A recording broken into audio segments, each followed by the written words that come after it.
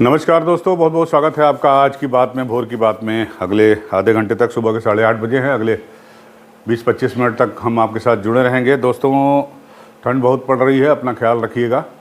आज भी यहाँ पर धूप नहीं निकली है लखनऊ में। कल तो दिन भर धूप नहीं निकली थी, आज भी नहीं निकली है और लगता है कि अभी 1-2 दिन तक मौसम ऐसे ही बना रहेगा।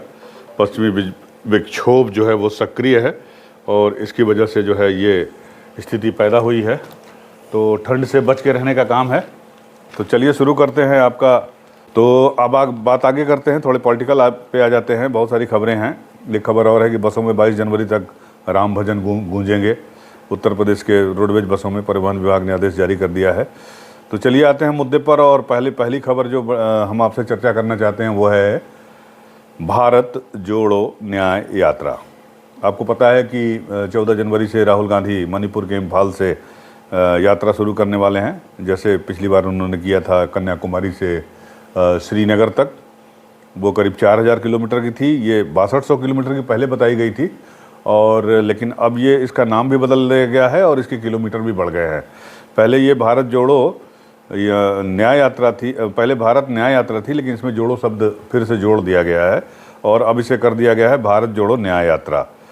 14 जनवरी को शुरू होगी ये इम्फाल से और अरुणाचल प्रदेश से होते हुए 15 राज्यों से गुजरेगी। और अब ये 6200 किलोमीटर के बजाय 6700 किलोमीटर की यात्रा होगी। 66 दिन की यात्रा होगी ये। और इसमें तकरीबन जो है आपके 100 लोकसभा क्षेत्र शामिल होंगे और 300 से ज़्यादा जो है विधानसभा की सीटें शामिल होंगी। तो और ये यात्रा ऐसा भी है कि इसमें राहुल गांधी थोड़ा पैदल भी चलेंगे और बस से भी चलेंगे, जहाँ ज़रूरत पड़ेगी नाव से भी चलेंगे, नदी वदी आई तो इसमें एक खास बात और है कि इसमें जो है जो इनके सहयोगी दल है या इंडिया गठबंधन में शामिल जो दूसरे दल हैं उनको भी कहा गया है कि आप भी इसमें शामिल होइए। और ख़ास बात ये है कि उत्तर प्रदेश में ये आएगी मार्च में और वाराणसी में आएगी। वाराणसी से पूरा राहुल गांधी के क्षेत्र अमेठी और सोनिया गांधी के क्षेत्र रायबरेली, लखनऊ, लखीमपुर, बरेली होते हुए जो है आगरा जाएगी। आगरा से फिर ये एमपी में प्रवेश करेगी। तो कुल 11 दिनों तक ये उत्तर प्रदेश में भी रहेगी। तो उस वक्त माहौल, जब फरवरी के तीसरे हफ्ते में ये आएगी यहाँ पर उत्तर प्रदेश में, तो उस वक्त जो है ठीक ठाक इसका हिसाब किताब रहेगा। तो उत्तर प्रदेश में वाराणसी से इंटर करेंगे। तो आपको पता ही है कि वाराणसी जो है हमारे प्रधानमंत्री नरेंद्र मोदी साहब का वो जो है संसदीय क्षेत्र है। और 20 जिलों में ये यात्रा यूपी में रहेगी।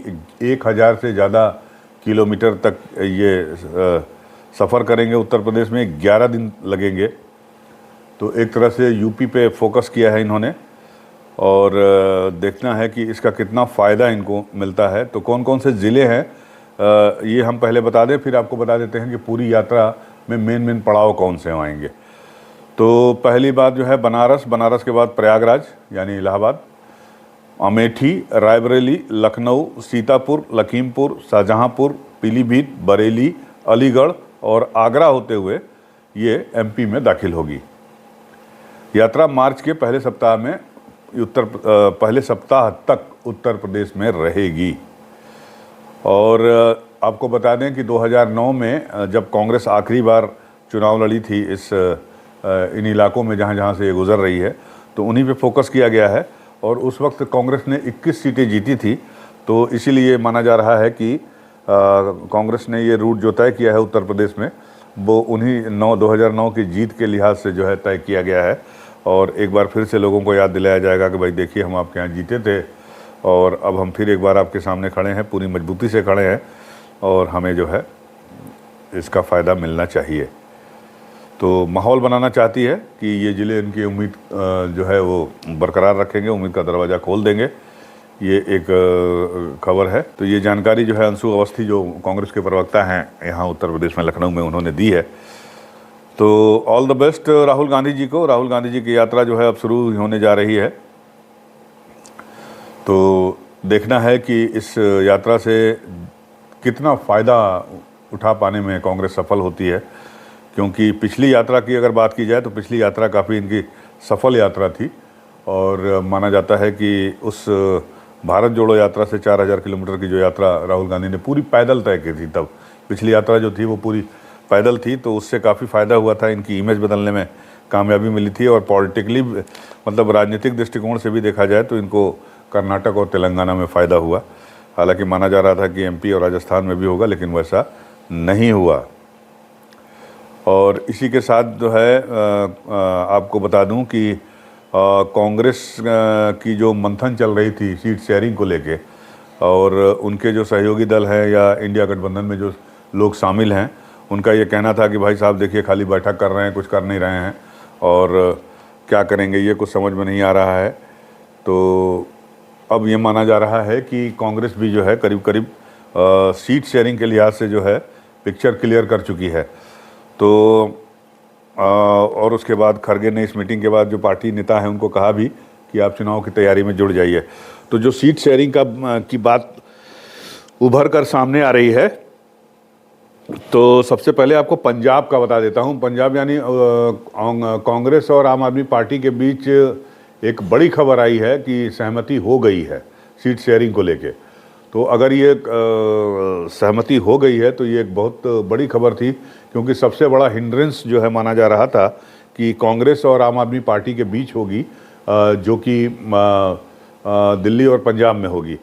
तो जो सूचना आई है उसके हिसाब से कि पंजाब में कांग्रेस और आम आदमी पार्टी का कोई भी गठजोड़ नहीं होगा, या पंजाब लोकसभा चुनाव में कांग्रेस और आम आदमी पार्टी के बीच सीट शेयरिंग नहीं होगी। वहाँ पर जो प्रदेश इकाई है कांग्रेस की, उसने इसका ज़बरदस्त विरोध किया है और खरगे साहब तक अपनी बात पहुँचाई। खरगे साहब ने आला कमान तक पहुँचाई और आला कमान से डिस्कशन के बाद ये फैसला लिया गया है कि पंजाब में कोई समझौता सीट शेयरिंग नहीं होगी। तो पंजाब में अब त्रिकोणीय या चौकोणीय लड़ाई होगी। कांग्रेस भी लड़ेगी, आम आदमी पार्टी भी लड़ेगी, भारतीय जनता पार्टी भी लड़ेगी और अकाली दल भी लड़ेंगे। सूचना ये भी आ रही है कि भारतीय जनता पार्टी एक बार फिर से अकालियों को अपने साथ लेने की कोशिश में है, लेकिन अभी तक उस पर कोई कॉन्क्रीट हिसाब किताब या कोई पिक्चर जो है उभर कर सामने नहीं आई है। तो पंजाब का मुकाबला जो है अब 4 उसमें होगा पार्टियों में, और उसमें एक पार्टी और भी है, वो है बीएसपी का भी थोड़ा बहुत वोट है वहाँ पे। तो एक तरह से पंजाब का मुकाबला काफ़ी दिलचस्प हो जाएगा। 1 by 1 नहीं होगा, 1 to 1 लड़ाई पंजाब में नहीं होगी। लेकिन दूसरी बड़ी बात जो है आम आदमी पार्टी और कांग्रेस को लेकर ये है कि दिल्ली में आम आदमी पार्टी और कांग्रेस के बीच सीट शेयरिंग की बात हो गई है। माना ये जा रहा है कि आम आदमी पार्टी जो है वो 4 सीटों पर चुनाव लड़ेगी और कांग्रेस जो है वो 3 सीटों पर अपना दावा ठोकेगी। यानी 4 और 3 7 सीटें हैं टोटल दिल्ली के में, और दिल्ली में ये सभी सीटें इस वक्त भारतीय जनता पार्टी के पास हैं। तो ये 7 सीटों पर ये दावा होगी, और अब मुकाबला दिल्ली में भी काफ़ी दिलचस्प हो जाएगा अगर ऐसा होता है तो, क्योंकि आम आदमी पार्टी अगर विधानसभा वार सीटों के हिसाब से देखा जाए तो काफ़ी पकड़ है उसकी वोटरों पर दिल्ली के। आपको पता ही है कि 63 सीटें संभवतः विधानसभा में आम आदमी पार्टी की हैं। तो ये एक बड़ा दिलचस्प मुकाबला होगा भारतीय जनता पार्टी के लिए दिल्ली में। अगर ये आम आदमी पार्टी और राहुल गांधी और कांग्रेस के बीच समझौता हो गया और दोनों मिलकर अगर चुनाव लड़ते हैं, तो निश्चित रूप से दिल्ली का जो चुनावी समीकरण है, चुनावी गणित है, चुनावी परिदृश्य है, वो काफ़ी दिलचस्प हो जाएगा। तो चलिए बात करते हैं दिल्ली से बढ़ के बिहार की तरफ। बिहार के बारे में और यूपी के बारे में मैंने आपको बताया था अपने पिछले वीडियो में, आपने उस वीडियो को काफ़ी पसंद भी किया है, आपका बहुत बहुत शुक्रिया, बहुत बहुत आभार आप लोगों का। तो उसमें मैंने बताया था कि बिहार में 6 या 7 सीटों पर कांग्रेस अपना दावा ठोक सकती है, या कांग्रेस को सीटें मिल सकती हैं चुनाव लड़ने के लिए। हालांकि 40 सीटों के जो 40 सीटें हैं लोकसभा की, उसमें पिछली चुनाव के लिहाज से देखा जाए तो 2019 के हिसाब से तो सिर्फ उनके पास 1 सीट थी। लेकिन वहाँ पर सुनने में ये आ रहा है कि कांग्रेस 8 सीटों पर लड़ने को तैयार हो गई है, और आरजेडी और जेडीयू से, यानी जो उसके सहयोगी दल है इंडिया गठबंधन के, उनसे 8 सीटें कह रही है कि हमको दे दीजिए। तो अगर 8 सीटें नहीं भी मिलेंगी तो हमारा जो आकलन था, हमारे चैनल का आकलन कि 7 सीटें पर वो चुनाव लड़ सकती है। तो इस तरह से बिहार का भी परिदृश्य जो है वो साफ साफ हो गया है। बिहार में चुनावी परिदृश्य जो है वो क्लियर हो गया है। हालांकि बहुत सारी बातें नीतीश कुमार को लेकर कही जा रही हैं, लेकिन उनको फिलहाल साइड लाइन रखते हैं, उनको उससे इतर बात करते हैं, सीट शेयरिंग की बात करते हैं, जिसको लेकर काफ़ी चर्चा हो रही थी कि इंडिया गठबंधन जो है अभी तक शुरू नहीं कर पाया है और कांग्रेस को 14 तारीख के पहले जो है सीट शेयरिंग की बात कर लेनी चाहिए, क्योंकि लास्ट मीटिंग में ये डिसाइड हुआ था कि 31 दिसंबर तक जो है सीट शेयरिंग का मुद्दा सुलझा लिया जाएगा, लेकिन ऐसा नहीं हुआ। लेकिन अब जो खबर छन के आ रही है, तो ये खबर मैं आपके सामने रख रहा हूँ, आप इसको देखिएगा, समझिएगा। तो बिहार में 8 सीटें पर चुनाव लड़ने की बात कांग्रेस कर रही है, लेकिन मुझे लगता है कि 7 सीटों पर मामला सुलझ जाएगा, जैसा कि मैंने अपने पिछले वीडियो में आपको बताया था।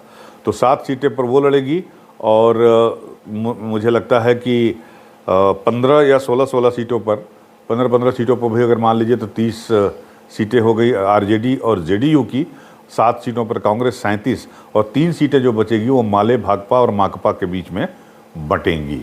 तो इस तरह से 40 सीटों पर जो इंडिया गठबंधन है बिहार में वो चुनाव लड़ने जा रहा है। अब ये पिक्चर ऑलमोस्ट क्लियर हो गई है। हालांकि इसकी कोई ऑफिशियल पुष्टि अभी नहीं की गई है किसी इंडिया गठबंधन के नेता के द्वारा या आरजेडी के द्वारा या जेडीयू के द्वारा, इस तरह की बातें नहीं कही गई हैं, लेकिन जो खबरें आ रही हैं उसके हिसाब से बिहार में सीट शेयरिंग का मुद्दा सुलझ गया है और ये एक बड़ी उपलब्धि है। और आते हैं उत्तर प्रदेश पे, तो उत्तर प्रदेश में थोड़ी सी जिच फंसेगी। उत्तर प्रदेश में मैंने अपने पिछली वीडियो में आपको बताया था कि उत्तर प्रदेश में अखिलेश यादव 65 सीटों से कम पे चुनाव लड़ने को तैयार नहीं है। यानी उनकी जो पार्टी है समाजवादी पार्टी, वो अगर सीट शेयरिंग करना चाहती है या करेगी या करने को तैयार है तो वो सिर्फ 15 सीटों के लिए है। 80 सीटें हैं लोकसभा की, यहाँ भी कांग्रेस की सिर्फ 1 सीट है, आपको पता ही है, वो भी सोनिया गांधी की यहाँ रायबरेली से।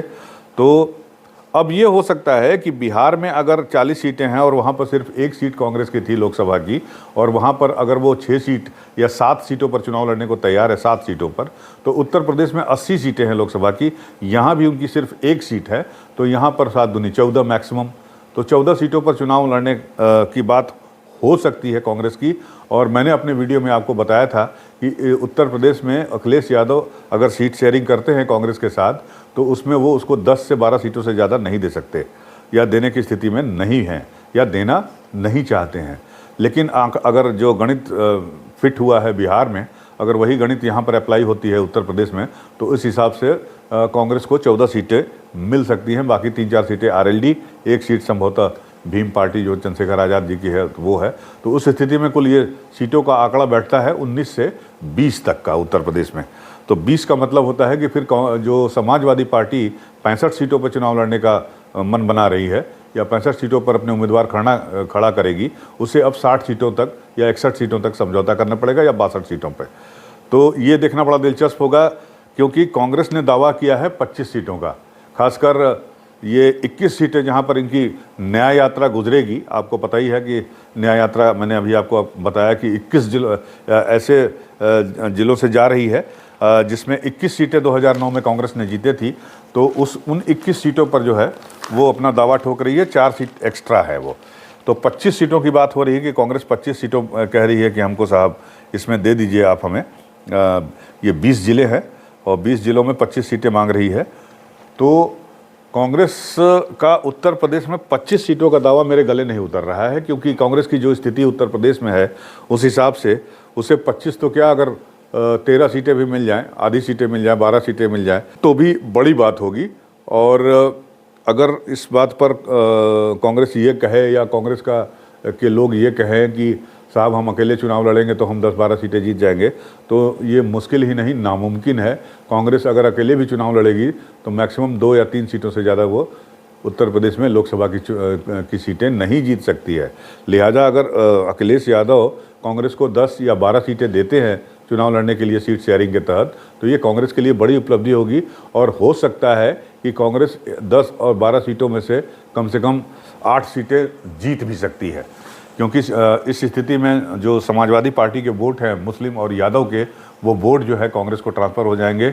हो सकता है, मे बी पॉसिबल, कि दलित वोट भी जो है कांग्रेस को मिल जाए। तो इस स्थिति में कांग्रेस की स्थिति मजबूत हो सकती है और 12 सीटों में या 14 सीटों में वो 6 या 7 सीटें जीत भी सकती है।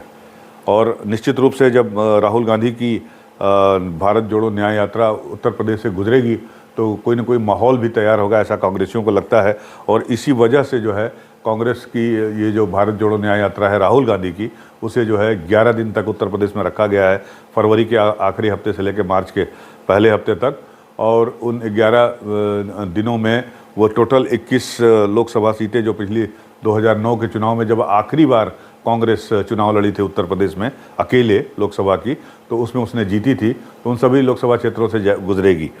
तो एक माहौल बनाने की पूरी कोशिश होगी, और हो सकता है वो माहौल और समाजवादी पार्टी के वोट अगर ट्रांसफ़र हो गए कांग्रेस को, तो कांग्रेस इस बार जो है आधी दर्जन सीटों पर अपनी सफलता का परचम लहरा सकती है।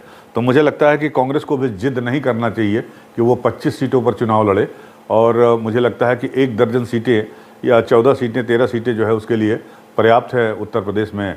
अभी जो उनकी स्थिति है, संगठन की स्थिति है, और उनकी जो राजनीतिक ताकत है, राजनीतिक वजूद है उत्तर प्रदेश में, उसके हिसाब से आगे चल के आप क्या करेंगे ये तो भविष्य के गर्भ में है।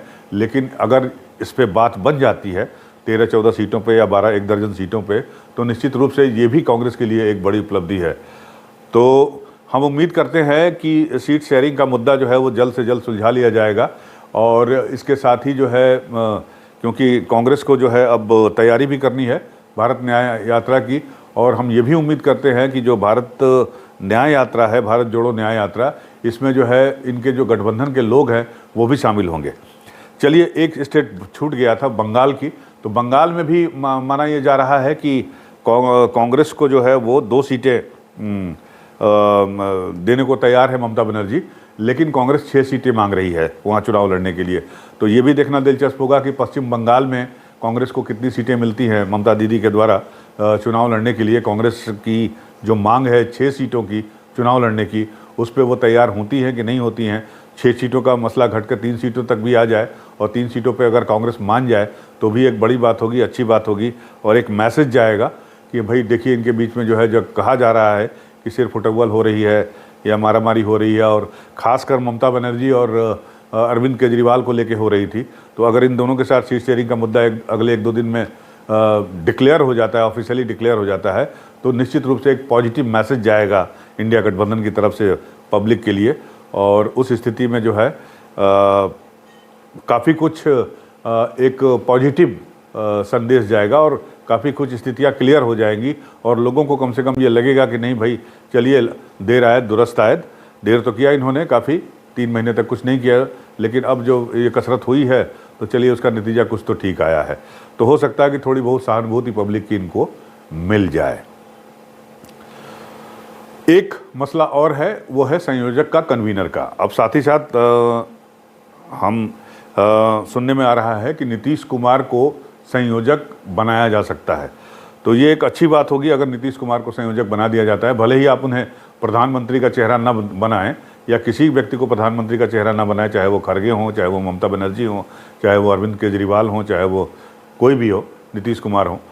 तो अगर उनको संयोजक बना दिया जाता है, कन्वीनर बना दिया जाता है, तो भी एक पॉजिटिव मैसेज चला जाएगा भारत जोड़ो न्याय यात्रा शुरू होने से पहले कि भाई कम से कम ये एक झंडे के नीचे आ गए हैं, और इनका एक फेस सामने आ गया है कि भाई ये फेस है। और नीतीश कुमार को होना भी चाहिए संयोजक, क्योंकि बताया जा रहा है कि नीतीश कुमार संतुष्ट नहीं है, नाराज चल रहे हैं, खफा चल रहे हैं।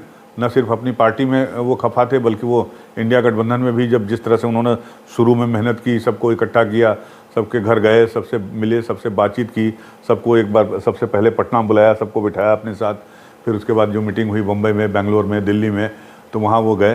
तो उनको भी उम्मीद थी कि उन्हें जो है एक बतौर कन्वीनर के तौर पर या कोऑर्डिनेटर के तौर पर प्रोजेक्ट किया जाएगा, लेकिन ऐसा हुआ नहीं, और बीच में खड़गे साहब का नाम उछल गया। तो उसको लेके वो काफ़ी वो थे। उसके बाद उनकी पार्टी में जो कुछ हो रहा था उसको लेके वो काफ़ी वो डिस्टर्ब चल रहे थे, आप कह सकते हैं। नाराज़ तो नहीं, डिस्टर्ब भी कह सकते हैं, नाराज़ भी कह सकते हैं। तो ललन सिंह को फिर उन्होंने अपनी पार्टी की मीटिंग में इस्तीफ़ा दिलाया, खुद पार्टी की अब कमान संभाल ली है। तो यानी अब जेडीयू जो चाहे वो कर सकती है। तो अच्छा होगा कि इंडिया गठबंधन जो है वो नीतीश कुमार को बतौर एक संयोजक के तौर पर प्रोजेक्ट कर दे, क्योंकि नीतीश कुमार बीजेपी के साथ सरकार चलाने के बावजूद भी जो है उनकी छवि जो है वो एक सेकुलर नेता टाइप की है। और उन्हें बिहार में आपको पता है कि मुस्लिम वोट भी उन्हें मिलते हैं, और जो पिछले वोट हैं वो तो उनके साथ इंटैक्ट हैं ही। तो उम्मीद करते हैं हम कि जिस तरह से सीट शेयरिंग का मुद्दा सुलझने की बात सामने आ गई है और ये माना जा रहा है कि इन स्टेट में जहाँ पर सबसे ज़्यादा जिच थी वहाँ पर सीट शेयरिंग का मुद्दा सुलझ गया है इंडिया गठबंधन में, तो जो संयोजक और कन्वीनर बनाने का मुद्दा था ये भी अब सुलझ जाएगा 1-2 दिन में, 2-4 दिन में। और 14 तारीख को जब भारत जोड़ो न्याय यात्रा शुरू होगी उस वक्त तक पिक्चर काफ़ी क्लियर हो चुकी होगी हर तरफ से, हर लिहाज से। और फिर उसके बाद एक के बाद एक प्लानिंग करते हुए ये लोग लोकसभा चुनाव की तैयारियों में जुटेंगे और लोकसभा चुनाव में उतरने का मन बनाएंगे। तो इस वीडियो में बस इतना ही। अगर आपको पसंद आया हो तो हमारे चैनल को लाइक सब्सक्राइब ज़रूर करिएगा। कमेंट बॉक्स में जाके अपने कमेंट ज़रूर करिएगा, मैं आपके कमेंट का जवाब दूंगा। मिलते हैं फिर आपसे अगले वीडियो में, तब तक के लिए नमस्कार।